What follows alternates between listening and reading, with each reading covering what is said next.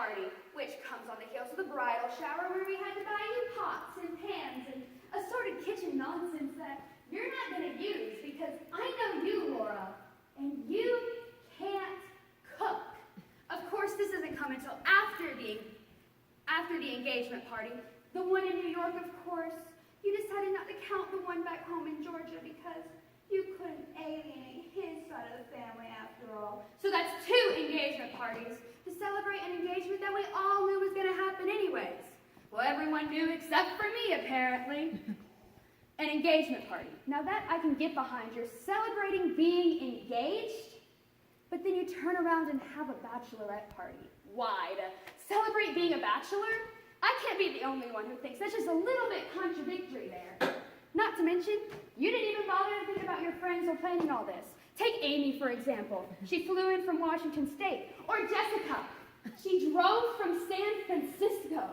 Your own mom even had to fund a plane ticket to the wedding. The wedding, which, by the way, is an entire weekend. Yes, weekend, as in Friday, Saturday, Sunday, where we all have to magically get to North Carolina, which means renting cars and plane tickets and hotel rooms for 3 nights.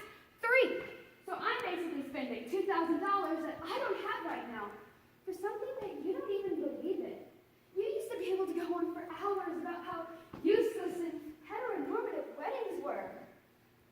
But then you fell in love, and he wanted a wedding, so you compromised.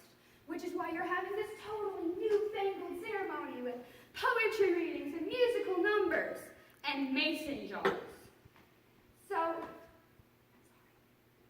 And mason jars. I'm sorry.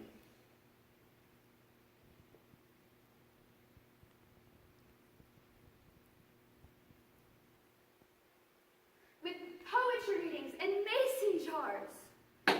Because you recognize the stupidity of adhering to traditions that no longer make sense.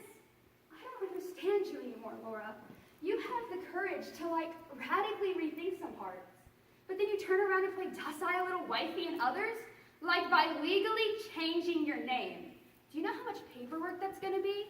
Which is totally keeping in check with the fact that this party might as well be a funeral for the Laura that I used to know. Because my Laura would never peer pressure me into spending thousands of dollars for something that I don't even believe in. I go home alone every night, and I turn on the TV and I